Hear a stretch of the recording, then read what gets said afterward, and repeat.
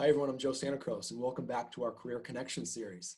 Today we're talking about networking and general tips around what it is and how do you do it and what can you be thinking about as you begin that process.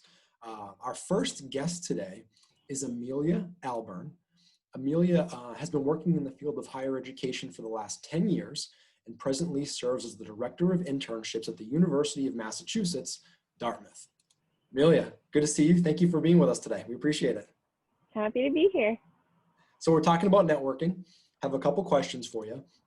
The first one is just from the student perspective, what is the real value of networking?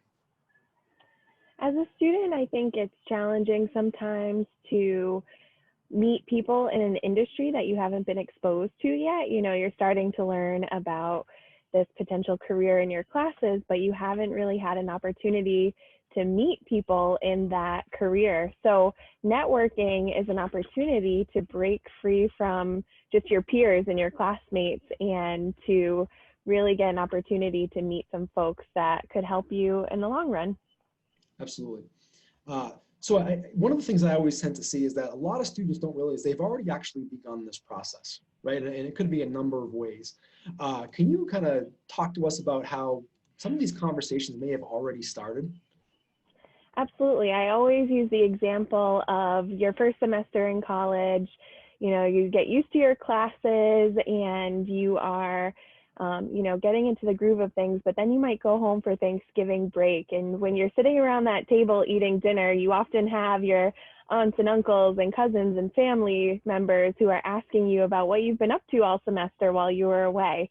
That's really one of your first opportunities to start networking and start talking about your interests and your potential career in the future. So start with your friends and family. That's the first way that most people can easily start networking, with their connections that are around them. Thinking about beyond your friends and family, your classmates. Sometimes when you start looking for an internship, you might not realize that somebody that sits next to you in class has done an internship the summer before, and they could get you connected with their company. So just looking around you, start thinking about intentionally talking to people around you about potential careers and what your interests are, or maybe that you're searching for an internship or an opportunity, because you never know where you could make a connection like that. Absolutely. Final question for you. Do you have any examples you could share with us, maybe personally or perhaps with a student that you worked with, where they may have successfully networked? Absolutely. So I'm a huge fan of networking because it actually helped me get my job that I have now as the Director of Internships at UMass Dartmouth. I had, when I was in college, I did an internship and I worked there for a year as an intern, but when I graduated, there were no job opportunities available to me. You know, they had a full staff, there wasn't any jobs. So I went and I had started working at other institutions. I had a couple of jobs, and one day, one of my colleagues from that internship called me up and said, "Hey, there's a great opportunity opening up at my school that I think you would be a perfect fit for. Would you consider applying for it?" And I hadn't even considered job searching. I wasn't looking for a job, but it was an opportunity for me to kind of get out of my comfort zone, get a little bit of a bigger promotion. So I decided to interview, and here I am today in the role that I never thought that I would have gone for in the first place. And I wouldn't have gotten that opportunity if it wasn't for networking that I had done at my internship and keeping in touch with folks at conferences and through professional development opportunities. So networking got me where I am today, and I couldn't recommend it more to students who are trying to apply to things now. Excellent. It's funny how that stuff works. Yeah. Amelia, thanks so much for taking a few minutes to have a conversation with us. We really appreciate it. And maybe we'll see you as a future guest on another episode. Great. Thanks so much. Thank you. Good luck, everyone. You too. Thanks to Amelia for her time and her expertise today. Next, we are going to go to Philip Wilkerson. Philip is an industry advisor at George Mason University Career Services, where he assists students pursuing careers in the creative industries, such as media, arts, design, sports and recreation, and hospitality and tourism. He's a native of Northern Virginia husband to Maggie and father of two boys, Bennett and Miles. In addition to career services, he also hosts his own podcast. It's called Positive Filter, and that's Philter, a show that focuses on the well-being of the everyday person. Phil, excited to have you here. Thanks for joining us today. Thank you. I appreciate it. We made it to the weekend. I don't know if everyone knows that Fridays hit a little different during a pandemic, but it's still a blessing to make it through another week being employed. And, I don't want to take for granted, that I do have a job at this moment. So I'm very, very blessed and very fortunate. So I kind of reframe that. Even when I'm tired, I'm like, well, at least I could be tired from being employed. And so not taking for granted a thing that a lot of people are going through a hard time. Sure, for sure. So today's conversation is around networking. A couple questions for you. So just from the student perspective, what would you say is the real value of networking? So I tell students off the break that I try to avoid the word networking because it seems intimidating. It seems like very salesmanship and businessy. And I say, okay, let's just really bring it down to building authentic relationships with others. And the real benefit is I tell people, think of networking or building relationships as you would do with stock. And so, when you think of stock, you throw a little bit of money, in the stock and it grows. It grows on its own, right? Residual income. And so I tell people, think of that when you build relationships with other people, it's going to do the work out there in the world beyond your knowledge, right? Like people will be saying, oh, my ears are burning because your name is out there in the world, out there in the ethos, right? And so think of that, think of the benefit of doing a lot of the tangible works, applying for jobs.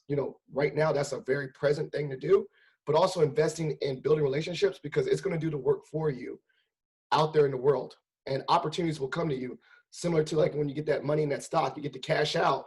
There's going to be opportunities where that relationship building, that network, you cash out on that. Absolutely.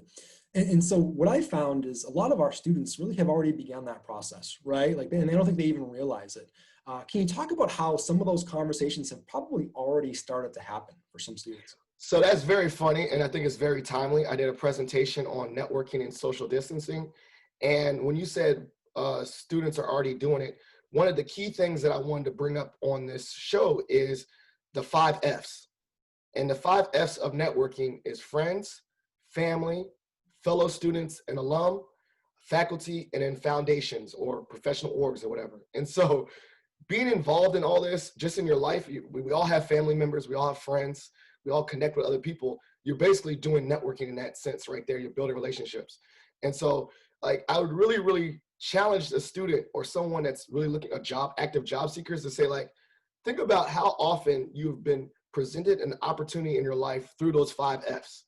And it doesn't always, I'm talking about career. It could be anything. I didn't even know there was a softball league until my neighbor told me or something like that. So, I don't know, I'm just using that because my kid's about to play t-ball.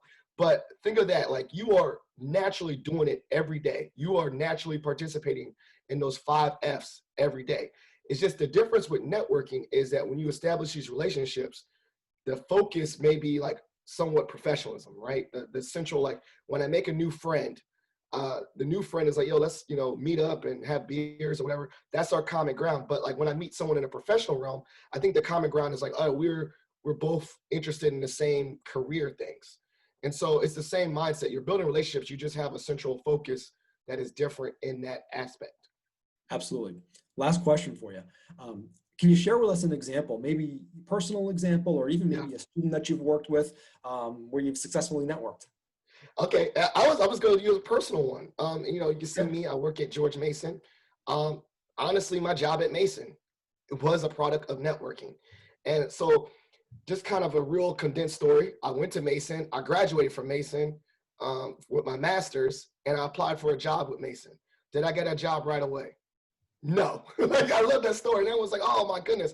And I was I was there. I was in the community, and I applied to, I don't know how many jobs, 30, 40 jobs over the span of 5 years, right? Working out there in the world. And I was man, my goal was I want to come back to this community. But I did naturally, what I did is I would stay in touch with my supervisor from Mason. I would stay in touch with my colleagues from Mason, drop little LinkedIn notes here and there, happy birthdays, all those different things. But I was just living my normal life, right? And then it was the time where I wasn't actively looking anymore. I was like, you know what? I'm not even gonna look for a job at Mason no more. It's not happening. I'm just gonna live my life. And one of my colleagues, she sent me a random LinkedIn message and said, Philip, congratulations on the announcement of your second son. I just wanna let you know, we have some positions open at Mason. If you're interested, I would encourage you to apply. I didn't, it was that cash out, right? I was, my name was in their mouth. They probably was like, you know, who would be a good person to join our team? And they're like, yo, Phil, you know, I just saw his link, you know, it was those things. And so I saved that message. I saved that LinkedIn message. I screenshot it. And I usually try to throw that in there to my presentations, because that's how I got back. I didn't get back from applying, you know, like flat out. I was applying to multiple jobs. It was just keeping relationships, building relationships with that. And you know, another personal story is that just connecting with you and all the different things that we're doing in our professional organization, Eastern Ace, it's like literally, I didn't ask for any of these roles and commitments. It's usually that people come to you because you built relationships over time. So those are two personal stories that I can share with your audience. Thank you. And agreed wholeheartedly. I mean, it's amazing how it works sometimes. And, you know, sometimes timing is really everything with it. So, Phil, again, thank you so much for taking a few minutes to have a conversation with us today. We really appreciate all the insight. And hopefully we'll see you again as a future guest on a future episode. I appreciate it. Thank you much for the opportunity. All right. Thanks. Have a good rest of the day. You too. Thanks so much to Philip for his time today and of course, sharing his stories and expertise. If you'd like to further the conversation around networking, please go ahead and do so. You can do it through an appointment.